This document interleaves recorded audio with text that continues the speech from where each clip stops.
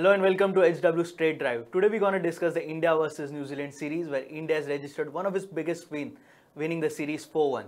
The last time India registered a win in New Zealand was way back in 2008 and 2009 where India won the series 3-1. So Mahesh, how do you rate India's performance in the New Zealand tour? India's performance in New Zealand in the one-day series has been absolutely very good. For the simple reason that when we landed in New Zealand, we had expected a very, very tough competition that had to come out of with New Zealand. India actually won the first three games very comprehensively. It was a completely one-sided game. From New Zealand. Nothing, absolutely. Then came the fourth game. But I think we should not read too much into that game, simply because I think it was an aberration. These things happen. But 93 all out must have really jolted the entire Indian team. And then what happened in the fifth match? We won the toss. We challenged the conditions because Rohit Sharma said that if the series was 2-all, he would definitely have fielded first, which means he wanted to challenge his batsmen. And before long, we were 18 for 4 and we had lost all the top 4 batsmen. Then what happened? Raidu played a very, very good innings. You know, recently we have not been praising Raidu too much. In fact, I have been pretty critical about Raidu. But I'd love to be proven wrong if India is going to win matches. And I think Raidu played very well. And in doing so, he has stamped his authority and staked a very serious claim to be India's number 4 for the World Cup. I think overall, India were very good in this tournament, in this one-day series.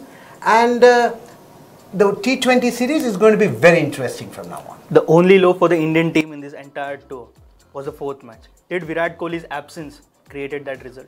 I don't think Virat Kohli's absence really created much. Though Virat Kohli in the team gives a lot of confidence to the rest of the batsmen. But, you know, these things happen. Okay, there are big teams like Lloyd's team in 1983 final, they couldn't score 183 runs. So it was a collective failure. These things can happen even in the World Cup. So India needs to guard against that and they need to express themselves in a more positive way. I think it need not be really, you know, challenged as to why. No need to go dissecting into it or anything like that. I think it's just a part of it. Is the Indian team again exposed to the problem of swing bowling? Oh yes, and that is a great cause for concern.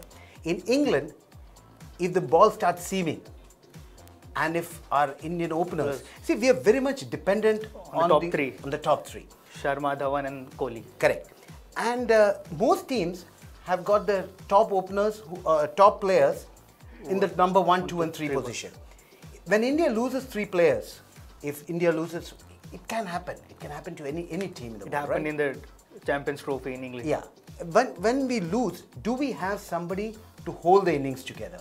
Raidu played beautifully, but a World Cup stage, if we lose 3-4 wickets and we are close to about 20 or 30 runs, will India be able to keep the pressure under control, score runs, and at least get a competitive total?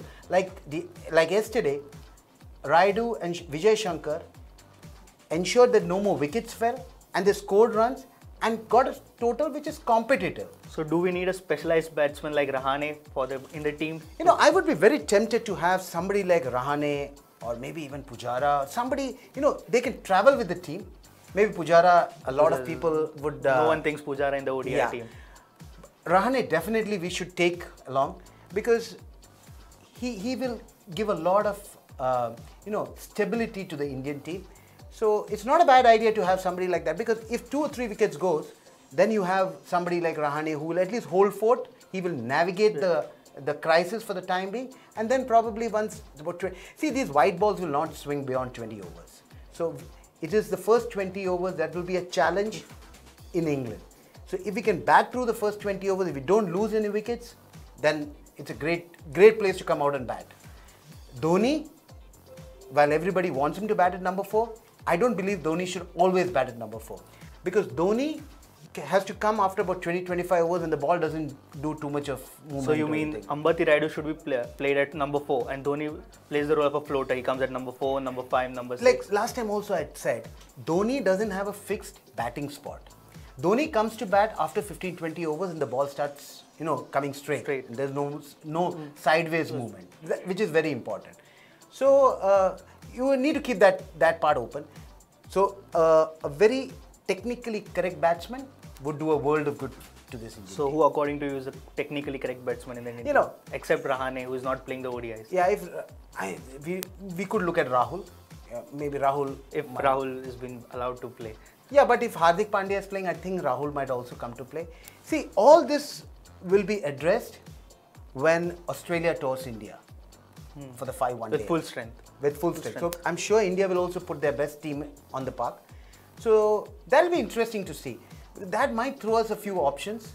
Shubman Gill was definitely considered to be a good option. I don't think he really justified this selection. He played 2 matches. But let me tell you, I was very impressed with whatever little runs he scored. He seemed to be having a lot of talent, and maybe he was not able to translate it to runs. Or was it too much of a match pressure debut? It would have been, because everybody expected Shubman Gill to go out and score a century.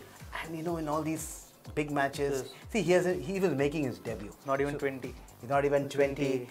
Playing India A and playing an international team, two different. And New Zealand, with somebody like Trent Bolt, who bowls beautifully, with Henry, they have a very good bowling lineup. And very surprising that they didn't deliver in the first 3 games, precisely because the conditions. They saved it for the last. No, the conditions in the first 3 games was very, very batting friendly. Suddenly the ball started moving, and there it was. India was completely exposed in the 4th and 5th game. Let's talk about the star boy of Indian cricket, Hardik Pandya. Has he justified his performance? Yeah, no doubt about that. I told you last time also that he is an X factor. He gets in a lot of dimensions to this game. He's a good batsman. He's a hard-hitting batsman. He's a terrific fielder. The catch that he took to dismiss Williamson was out of the world. Okay, and bowling, he can definitely come in and bowl a good space at 135, 140, and he's a 100% type of a cricketer. Whatever has happened, you just need to leave it. Let's move on. Let's talk about one more factor which has made Indian team a different team from all the teams, like Chahal and Yadav, Kuldeep Yadav. Good question, Anil. Let me tell you, most one-day matches are won between the 15th and the 40th over. Okay. Now that is the time, if the fielding side is able to get wickets, then they dominate the game. And I think Chahal and Yadav both bowled brilliantly in the 15th to 40th over, that duration. You know? And there it was. I think Chahal bowled beautifully yesterday also. He picked up 3 wickets. He's been among the wickets. And New Zealand just don't seem to be reading these guys. So I think, yeah, it's a very, So very will both of them will play in the T20 series, or there will be a Krunal Pandya? Yeah, I think Krunal Pandya will get in because of his ability to hit the balls. Okay, so he would definitely be considered. But yeah, they might take either of them and they might play one in each game or something. I mean, I don't know, but the fact is that Krunal Pandya would feature because he's got his spin bowling, then he's got his long handle to score runs quickly, and he's a reasonably good fielder. So I think all in all, I think. Let's now talk about the opposition side. What actually happened to New Zealand, and will they be able to bounce back in the T20 series, especially with the performance in the last 2 matches? New Zealand's 4th game is what I had expected right through the series. They just actually played one good game, and that was very surprising. Look at the team. Look at their bowling. Their bowling is top class, and in New Zealand conditions, they are really a force to reckon with.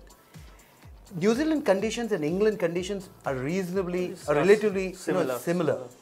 So I would be very, very fascinated to see how the New Zealand bowlers bowl in England. But in this series, I was disappointed more with the batsmen. I think they didn't rise up to the occasion.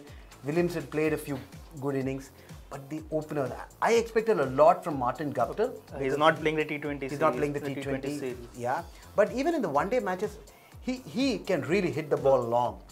And it was unfortunate to see that he did not score runs. Especially he's one of the players who got double century. Yeah, he's a very, very good batsman to have at the top of the order. And if he did not deliver, a lot of pressure came on Kane Williamson. And the Indian bowlers were able to pick up wickets regularly. And when you pick up wickets regularly, obviously the runs are not scored. Also, is Ross Taylor not playing up to his mark? See, Taylor, I did not expect actually Taylor to be a big force to reckon with for India. For the simple reason that he's been around for a long time. He plays only one shot, according to me, a hoik down to mid-wicket. Once you close that spot, yeah, I don't think he's a big player and he really doesn't pose any great threat to India or to any other team. So finally, what are your predictions for the T20 series? It's very difficult to pick a team to win a T20 because the game gets over so quickly. Things happen very quickly. Maybe one over can change the condition of the game. You score 20 runs in an over and the game just slips out of your hand, or you pick up 2 wickets in the game. But looking at India's confidence, the momentum that they've got, I think India will win 2-1. New Zealand might win one game for the simple reason that it's difficult to keep winning all the games. So maybe 2-1 is what I would predict for New Zealand for India to win. So that's all we have in this episode. We'll meet you at the end of the T20 series. Till then, goodbye from all of us.